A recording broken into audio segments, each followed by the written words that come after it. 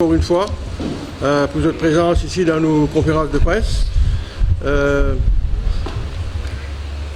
MP tenir sa conférence de presse là, essentiellement la situation politique.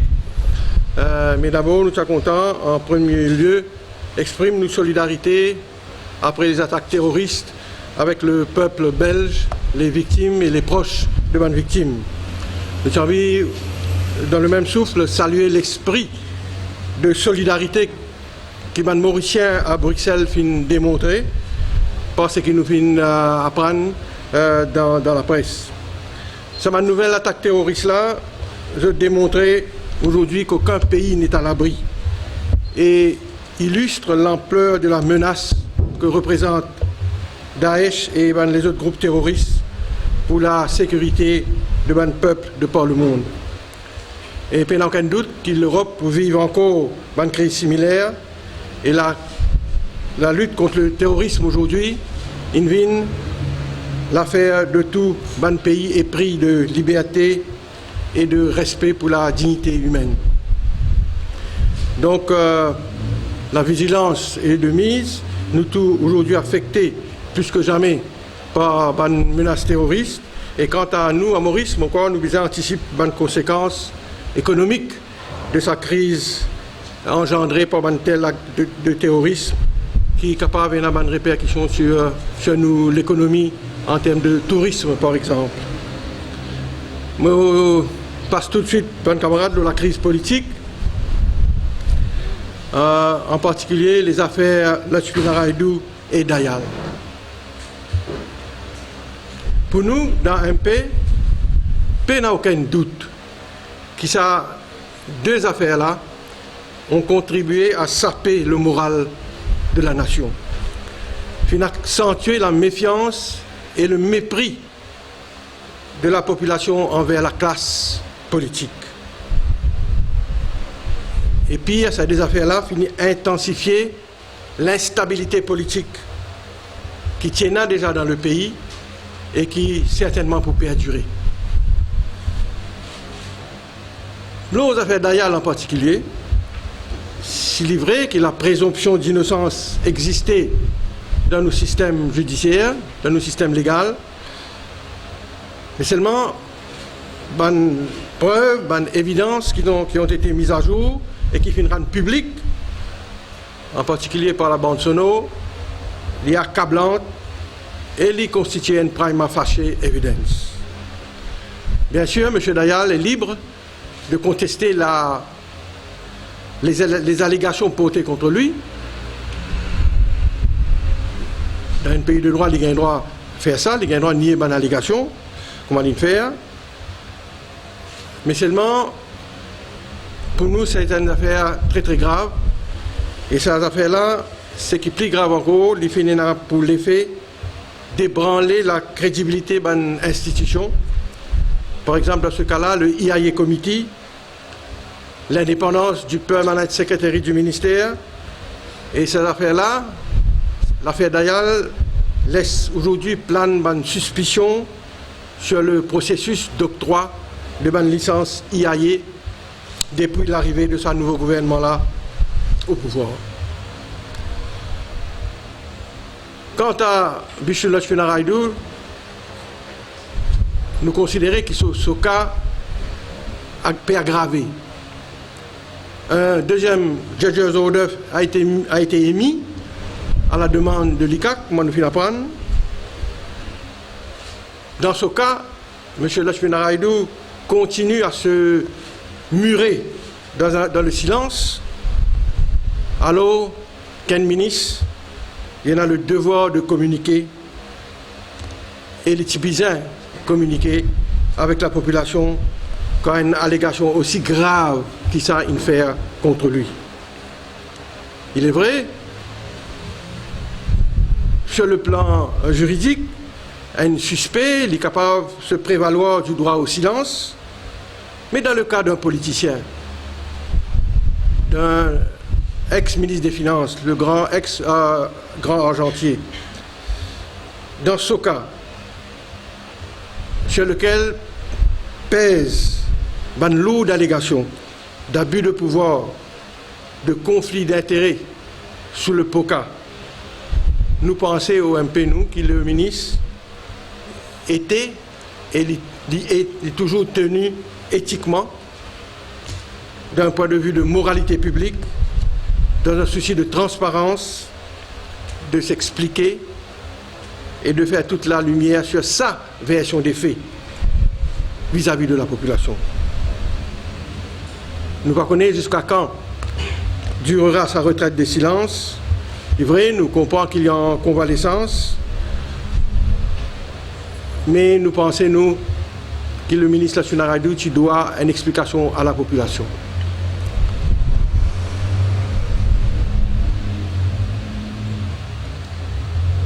Le fait qu'il ait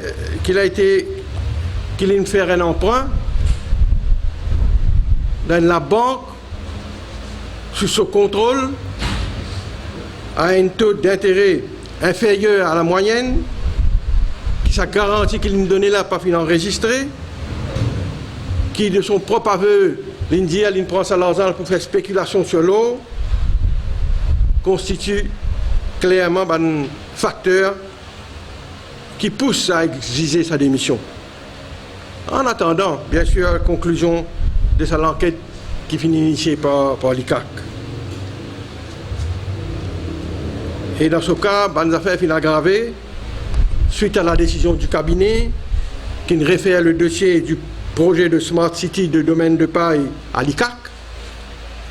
Et ça, même capable d'être perçu comme une motion de blâme contre Vishnu Lachuna Raidou qui typait steward sa projet là, qui en sort sa dossier domaine de paille là. Et dans l'affaire Lachuna Raidou, nous voulons dire que le Premier ministre, en vérité, apaise la situation. Il fait donc élabore sa stratégie qui pour nous temporaire transférer au ministre des Affaires étrangères.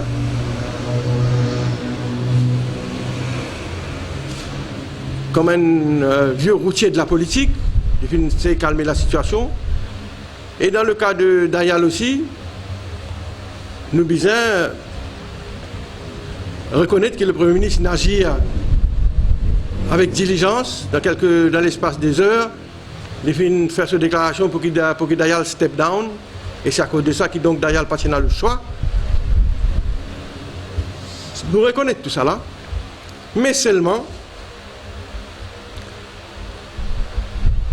nous ne pouvons pas oublier que sa campagne de nettoyage et de zéro tolérance vis-à-vis de la corruption, c'est le fer de lance de la campagne de l'Alliance L'Épée.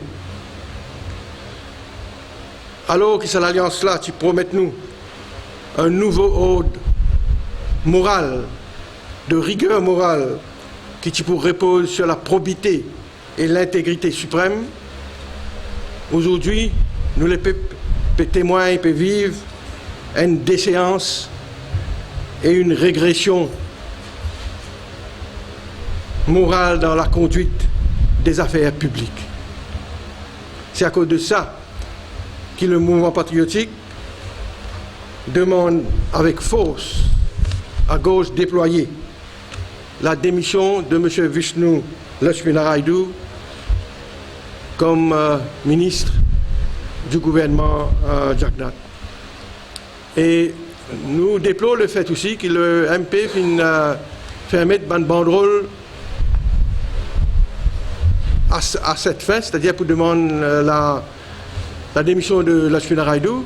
Et nous déplorons le fait que dans 4 bornes, la police enlève certaines de ces banderoles-là, alors qu'ils nous identifient nous-mêmes comme le parti politique qui met sa banderole-là en imprimant nos symboles et de nos partis sur ce bande d'affiches-là. Donc nous déplorons l'action de la police qui tient nous une banderole dans 4 bornes.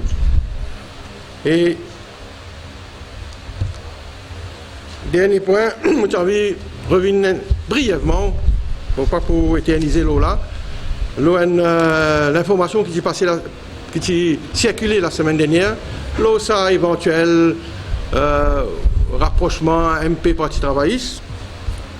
Moi, j'ai envie n'existe dire à mes camarades de la presse.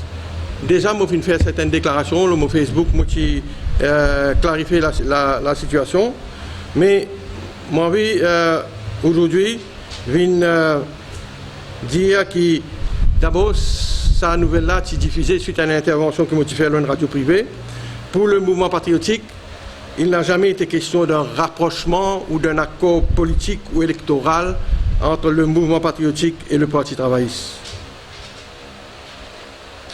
Ce que je m'ai expliqué dans mon intervention, c'était que quelques temps après la création du MP, à un certain moment, un dirigeant parlementaire travailliste, Steven évoque sa possibilité-là au MP, et sa proposition-là nous amène à discuter au niveau de nos partis, et c'était une proposition pour un working arrangement au Parlement entre le MP et le PTR. C'était au niveau du Parlement, mais la proposition date de plusieurs mois. Jamais n'est pas débattue officiellement au sein du MP et évidemment pas approuvée par le mouvement patriotique. La priorité pour le MP, comme on nous dit plusieurs fois récemment, c'est consolider nos structures, élargir nos bases électorales. La question d'alliance avec une autre formation politique n'a pas le agenda du tout, ni avec le Parti travailliste, ni avec aucun autre parti d'opposition ou de gouvernement. Le MP peut faire ce bout de chemin. Nous sommes totalement satisfaits avec nos activités, nos actions politiques aujourd'hui. Et donc, moi j'ai envie de faire ça, petite mise au point là pour dissiper tout malentendu et mettre fin à une spéculation qui tient à l'État, sa nouvelle là diffusée. Voilà, mes camarades, ce qui nous tient à pour dire aujourd'hui. Et moi terminer en souhaitant à tous mes frères et sœurs chrétiens, joyeuse Pâques. Moi, nous connaissons, c'est une grande fête pour les chrétiens et le mouvement patriotique donc souhaite à tous nos amis, frères et sœurs chrétiens de la population, donc joyeuse fête. Merci. La fête aux lignes presque terminée, mais quand même, à nos camarades hindous, frères et sœurs hindous aussi, bien sûr, nous souhaitons une bonne fête aussi. Merci, donc la parole est à vous. Oui. Vous êtes scène à la rentrée. Une scène à la rentrée. Voilà. Nous, camarades, tous les 5 parlementaires, nous avons une question. Nous jouons rôle pleinement comme un parti de l'opposition. Nous ne pouvons pas faire aucun cadeau au gouvernement. Nous pouvons donc intervenir sur tout le grand sujet d'actualité, sur tout le grand dossier. Et bien sûr, nous aussi donc rappelle le gouvernement, en particulier tout la promesse électorale qu'il fait. Et nous pouvons donc, avec les autres oppositions, c'est de toute manière par le gouvernement et obliger à respecter toutes les promesses électorales qu'il fait, 15 mois déjà dans l'année passée. Et nous, 5 députés, donc, nous paraît pour jouer le rôle pleinement en tant que député d'opposition. Deuxième question.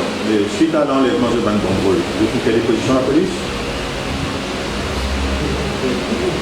Non, nous allons le faire, mais nous, maintenant, à l'évidence, nous connaissons certains banderoles qui sont enlevés dans la Capodone, mais pas tout, on dit certains. Parce qu'il y a certains banderoles nationales, donc vous trouvez. Donc, plus personne, dans les services publics, si la police peut continuer à aller dans le banderole, les autres banderoles. Monsieur Gagné, depuis qu'il y a l'impression qu'il y a deux pas de mesures, alors N pour le général et N pour d'ailleurs. Qui la position du MP Non, quand on me demande l'émission de la Funaraïdo pour mon diao avec force, oui, je pense qu'avec tout ce qui est là, on cite le facteur qui est là, les choses qui est là, intégrées, enregistrées, etc., la banque sous contrôle, et tout ça va impacter là, nous pensons qu'il y a assez d'évidence. Et le Premier ministre vient de demander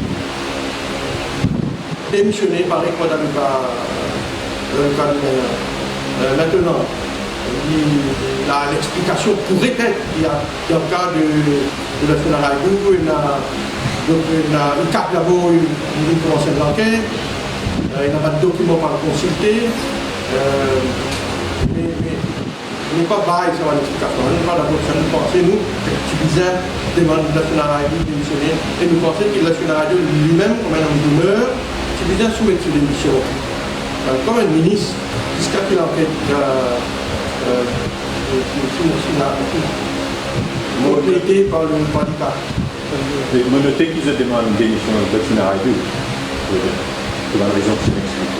Mais je pas demande démission du gouvernement et élection anticipée.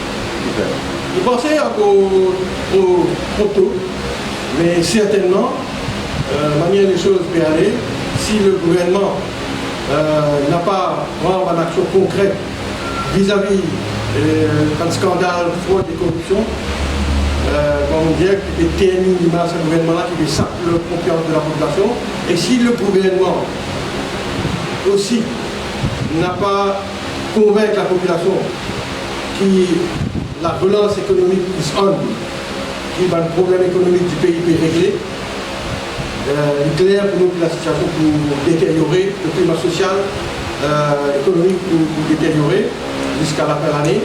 Et donc, à ce moment-là, nous pouvons faire la demande qui s'impose.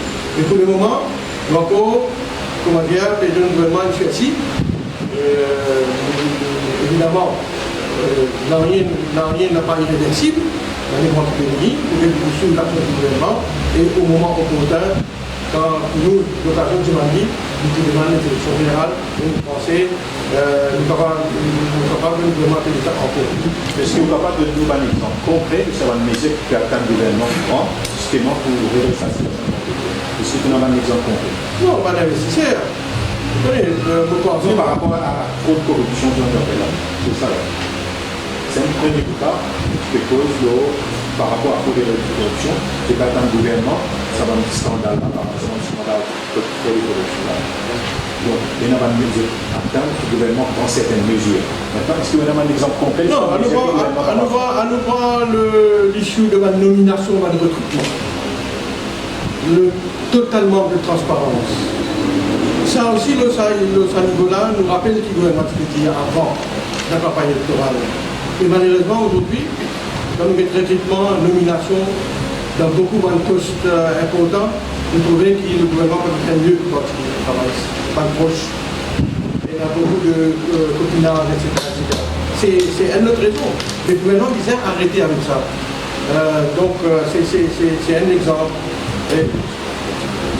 Avant de promesse qu'il y faire, financement des partis politiques, la loi sur le financement des partis politiques, Freedom of Information Act, tu peux lancer l'espace démocratique d'un pays, tu peux assainir le moralité publique, ça fait financement parti politique. Tout ça là, le gouvernement, l'escalaire, zéro chômage. Donc le Gatan, le surveiller le gouvernement dans les mois qui peuvent venir. S'il n'a pas amélioré, pour arriver un moment, donc le Chine, vous nous l'avoir avec ceux qui veulent demander qui disaient, et là il est est-ce que ça limite là, comment on fait comprendre là, il y a jusqu'à décembre à peu près? Non, nous ne pouvons pas mettre une date. Nous ne pouvons pas mettre plus précis la date, mais aussi qu'il a les choses détériorées tellement qu'il ne peut pas vous dire jusqu'à la fin décembre, moi-même, nous demandons nous passer le mot. Est-ce que selon vous, le ministre s'est fait piéger? Vu la personnalité de l'autre parti qui n'a pas il nous trouvait un tas de dossiers compris. S'il a un tas de dossiers, vous pensez que le ministre d'Allah s'est fait piéger? Vous connaissez, il y a une enquête en cours. Vous pensez, d'ici pour un peu inélégant pour moi, pour mon prononcement. Je ne sais pas, une grande piège contre le précédent de la personne en question. Vous pensez, à nous laisse l'enquête la faire. Et maintenant, connaît la vérité dans toutes circonstances. Ça, l'affaire d'ailleurs, doit éliminer la vie. Ce n'est pas correct pour mon prononcement.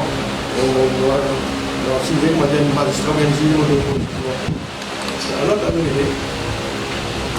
Et les affaires, c'est plus avant grave, comme on dit. Ok? Par rapport à Sandy Powder, est-ce qu'il vient en contact avec le mouvement patriotique? Et tout là, il paraît état du fait que Sandy Powder, long, il faut pas souhaiter le RP. Comme nous, notre parlementaire, comme nous avons un parlementaire, le parti, évidemment, comme on dit municipalisé, nous allons tenir une conversation avec eux. Moi-même, on cause avec Sandy Powder, et ici, avec un camarade de pouvoir, nous cause avec lui. Mais dans rien officiel, nous n'avons gagné aucune demande de la part de Sandy Powder pour intégrer le parti, ni nous n'avons fait aucune offre ou une invitation pour le parti. Sandy Powder est assez grand. Pour nous connaître qui vous fait maintenant, il y a plusieurs options. Soit il reste un backbench au gouvernement, soit il traverse le Rubicon, il fait le grand saut, il y a dans l'opposition. Maintenant, malheureusement, on trouvait qu'il y avait même parlé de lui. Moi, le secrétaire général a même il y a dans cette interview. Il a le choix, donc, aussi, pas dans l'opposition, il reste un backbench au gouvernement. Il a choisi dans les et il a le choix aussi de démissionner comme un député. Comme on a été menacé dimanche dernier. Donc on va aussi démissionner, et là on a une subvention de toute circonscription. Donc on va penser, c'est lui qui nous apprend la décision.